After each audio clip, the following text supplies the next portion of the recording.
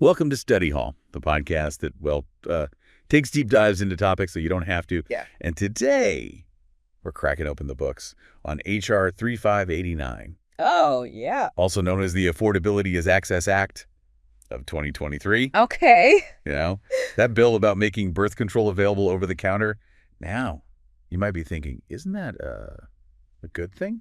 Isn't that the intuitive? But on the surface, yeah, more accessible healthcare usually is. But as with most laws, there's a lot more to unpack here. We're talking potential ripple effects, economic considerations, and of course, the inevitable political hot takes. Right. That's why we brought in our expert who can dissect this bill with the precision of a surgeon and the wit of, well, someone much wittier than me. Hopefully. So, what's the big deal about OTC contraceptives? Should we be popping champagne or bracing for impact? Let's just say it's a bit more nuanced than a simple yay or nay. Yeah. While the idea of easier access sounds great, we need to consider the potential domino effect this could have on healthcare as a whole. Okay, so let's start with the bill itself.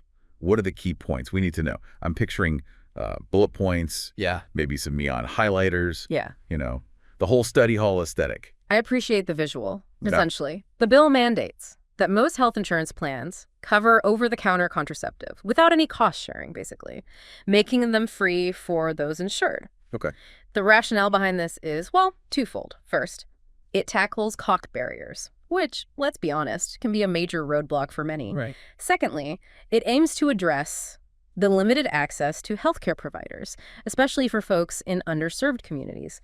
Think rural areas or places with a shortage of clinics. They often call these contraceptive deserts. Contraceptive deserts. I've seen that term in my research. It sounds a bit bleak, doesn't it? It does paint a rather stark picture. Imagine living hours away from the nearest clinic, or simply not having the means to afford a doctor's visit.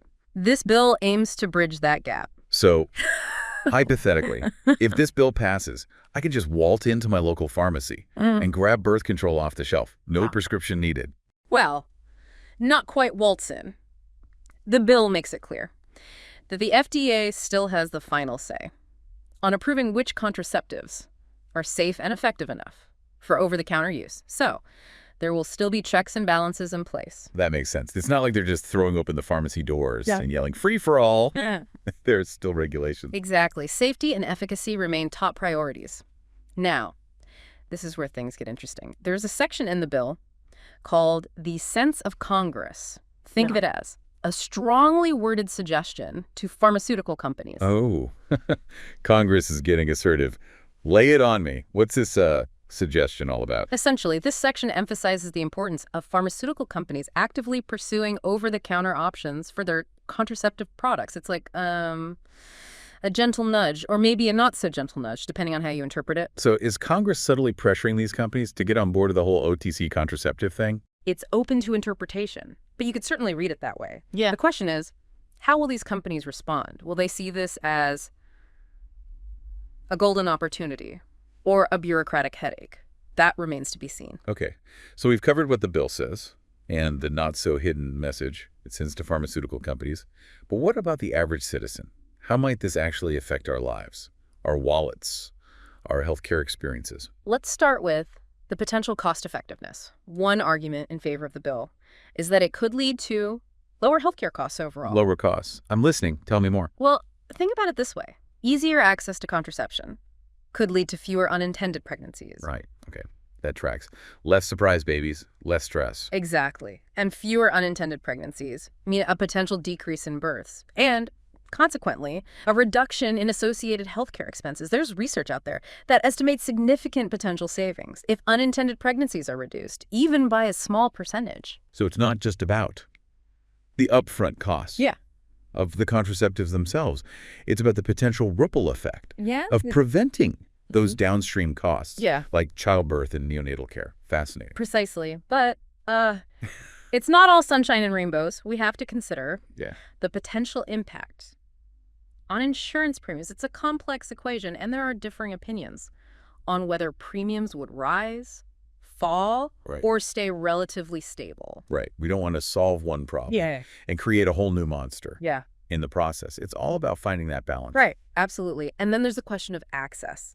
Will over-the-counter availability really improve access for those who need it most? You're talking about those contraceptive deserts we mentioned earlier. On the one hand, Making birth control available without a prescription seems like it would help. But then again, if someone can't afford it, even without a prescription, does it really solve the problem? You've hit the nail on the head. Cost is just one piece of the puzzle. We also need to think about factors like transportation, lack of awareness about OTC options, and even social stigma, which can prevent people from seeking the care they need. It's like peeling back the layers of an onion. You think you've got it figured out, and then there's another layer, and another, and another. A rather pungent analogy, but I see your point. It's about addressing those systemic barriers, not just slapping a Band-Aid on the problem. And speaking of potential challenges, we can't ignore the likelihood of opposition to this bill. Ah, yes, the elephant in the room. You're talking about groups who are morally or religiously opposed to contraception. Exactly. That's a significant factor to consider. And it brings us to another interesting aspect of the bill, the non-preemption clause? Non-preemption. That sounds like a legal term I should probably know, but don't. Break it down for me. In simple terms, this clause means that the federal law cannot override any existing state laws that offer greater consumer protections. So even if this bill passes, at the federal level, individual states could still have their own laws regarding contraceptive access. So, hypothetically, someone in California might have an easier time getting OTC contraceptives than someone in, say, Alabama. Potentially, yes. It would depend on the specific laws in each state. It highlights how healthcare policy in the U.S. is often a patchwork of federal and state regulations. This is why we need study hall. It's like trying to navigate a maze, but instead of walls, we've got legal jargon and political maneuvering. Indeed. And speaking of navigating this complex landscape, let's zoom out for a moment and consider the bigger picture. Is this bill a sign of things to come? Could we see more medications moving to over-the-counter availability in the future? Now, that's a thought-provoking question. Are we on the brink of a healthcare revolution, with pharmacy shelves overflowing, with previously prescription-only meds? What would drive that kind of shift? Well, first and foremost, safety is paramount. The FDA would have to be absolutely certain that a medication could be used safely and effectively without the direct supervision of a healthcare provider. That makes perfect sense. What else would factor into this potential shift? Consumer demand is another key driver. Is there a strong public desire for a particular medication to be available over the counter? And of course, the potential cost savings always play a role. After all, healthcare is a business, even when it comes to matters of public health. This is all incredibly insightful. You're breaking down these complex issues with the skill of a master surgeon, but with much less blood and guts, thankfully. I appreciate the unique compliment. It's always a pleasure to delve into these important issues and explore the potential ramifications. Now, for those of you listening, I know we've just thrown a ton of information your way. Don't worry if you didn't catch everything on the first pass. Feel free to rewind, take notes, or even do a little victory dance if something really resonated with you. No judgment here. It's a complex issue with a lot of facets to consider. Take your time, digest the information, and form your own conclusions. And remember, critical thinking is key. Don't just accept everything at face value. Do your own research and weigh the different perspectives. And before we wrap up this part of our deep dive, I want to leave you with a thought-provoking question based on what we've discussed so far. If this bill passes, what other types of medications could or should be considered for over-the-counter availability? That's an excellent question to ponder. What criteria should we use to make those decisions? What are the potential risks and benefits? These are important considerations as we navigate the evolving landscape of healthcare. Excellent point. It's something to really chew on. All right, stay with us as we move on to the next part of our deep dive, where we'll explore the broader context of this bill and its potential long-term impact on healthcare. Buckle up, folks, because things are about to get even more interesting. Oh boy, this bill, it goes beyond just contraception and raises questions about healthcare access, affordability, and the role of government in our personal health decisions. It really makes you ponder where healthcare is headed. Are we moving towards a system where more medications are available without a prescription? Is this the beginning of the over-the-counter revolution? It's hard to predict the future, but this bill could be a sign of change. The traditional model of seeing a doctor for every little thing is becoming increasingly strained, especially with rising healthcare costs and limited access for many people. Trying to squeeze an elephant. into a smart car. Something's got to give. Exact. So it's only natural to explore alternative ways to deliver care, and over-the-counter medications are gaining traction as a viable option. As we discussed earlier, just because something's available over-the-counter doesn't magically solve all the problems. We still have to consider cost, awareness, and other barriers to access. It's like assuming everyone can afford a plane ticket just because we removed passport control. You've got a knack for these travel analogies, and you're right, it's not a cure-all. There are potential downsides to consider as well. Like what? Spill the tea. What could go wrong with easier access to medication? One concern is the potential for self-medication. Without proper guidance, people might misdiagnose themselves or choose the wrong treatment, leading to complications or delaying necessary care. So it's a balancing act. We want to empower people to take control of their health, but we also want to ensure they do so safely and responsibly. It's like giving someone a power drill without explaining how to use it. Potentially disastrous. Precisely. Education and clear communication from healthcare professionals become even more crucial in this scenario. People need to understand the risks and benefits of self-treating and when to seek professional medical advice. Think of it as providing the instruction manual along with the power drill. This is what I find so fascinating about these deep dives. We're going beyond the headlines and really dissecting these issues. We're like healthcare detectives, but instead of magnifying glasses, we've got microphones and a thirst for knowledge. And that's what it takes to be an informed citizen. It's not enough to just know the headlines. You need to understand the context, the nuances, the potential implications. All right, let's put on our historian hats for a moment. What are some of the historical and societal factors that have led us to this point? Why is this bill even on the table? One key factor is the evolving role of women in society. As women have gained more economic and social power, they've also demanded greater control over their reproductive health. And access to contraception is a huge part of that. It's about freedom, autonomy, and the right to make choices about one's own body. Absolutely. The ability to control one's fertility has been transformative for women, opening doors to education, career opportunities, and overall well-being. It's about shaping their own destinies, not having it dictated by biology. It's amazing to think about how something like contraception, often seen as a personal health issue, is deeply intertwined with broader social and economic forces. It's a domino effect. Yeah.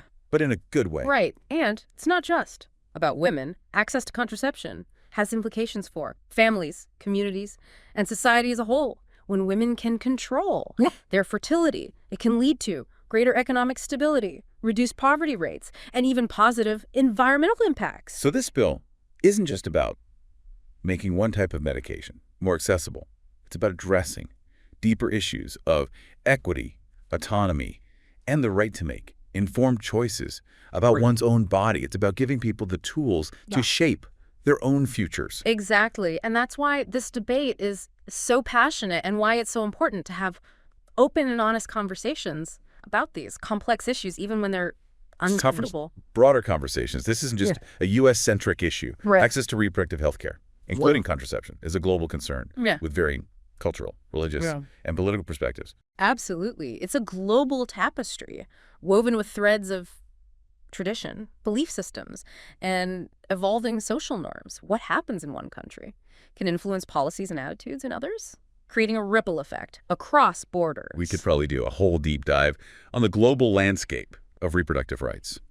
But for now, let's bring it back to our listener. They've been diligently taking notes, absorbing all this information. Now they might be thinking, okay, this is all very interesting, but what can I do? That's a great question. First and foremost, stay informed. Don't just rely on headlines or social media sound bites. Dig deeper. Read different perspectives and form your own well-rounded opinions. Be a critical consumer of information. That's what the study hall is all about. We're equipping you with the knowledge and critical thinking skills to navigate this complex world. So we're giving you a mental toolkit, and you get to decide which tools to use and how to use them. Exactly. Second, get involved. Contact your elected officials. Let them know your thoughts on this bill and other healthcare issues that matter to you. Your voice matters, and it deserves to be heard.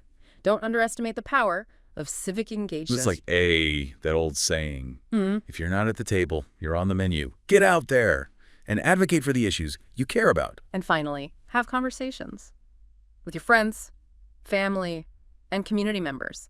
These can be complex, and sometimes sensitive topics, but open dialogue is crucial for fostering understanding and finding common ground. It's about listening to each other, learning from each other, and acknowledging that there are multiple valid perspectives. We don't always have to agree, but we can at least strive to understand where the other person is coming from. Well said. At the end of the day, we all want a healthcare system that's accessible, affordable, and equitable, a system that empowers individuals and prioritizes well-being. I think that's a goal we can all get behind. It's about creating a healthcare system that works for everyone, not just a select few. Hopefully, bills like this one will spark more discussion and lead to meaningful progress.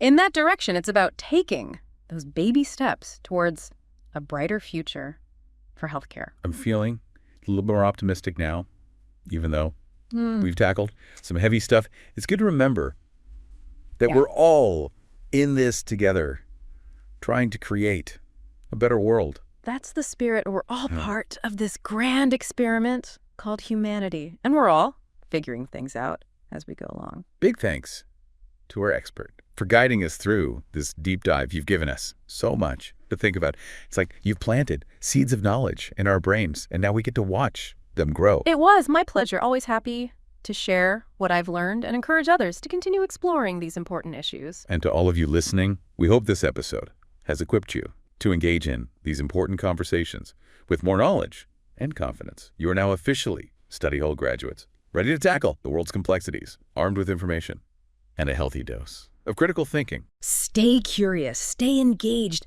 and keep those brains buzzing. The world needs your informed perspectives and your willingness to engage in meaningful dialogue. It's fascinating how seemingly personal health issues like access to contraception are actually woven into this global tapestry of cultural norms, religious beliefs, and political agendas. It's like we're all connected by these invisible threads. Absolutely. And sometimes those threads get tangled, creating complex knots that require careful unraveling. It's a reminder that these conversations need to happen at a global scale. Acknowledging the diversity of perspectives and experiences. What might seem like a straightforward solution in one context could have unintended consequences in another. You've covered a lot of ground today. From the nitty-gritty details of the bill itself to the broader historical and global context. Our listeners is feeling a little overwhelmed, like they've just finished a mental marathon. I wouldn't blame them. A lot to process, for sure. But remember, the goal isn't to become an instant expert on every single aspect it's about. Sparking curiosity, encouraging critical thinking, and empowering you to engage in these conversations with more confidence. So as we wrap up this deep dive into the Affordability is Access Act, let's leave our listener with some parting thoughts. What are some key takeaways they should carry with them as they continue to explore this issue?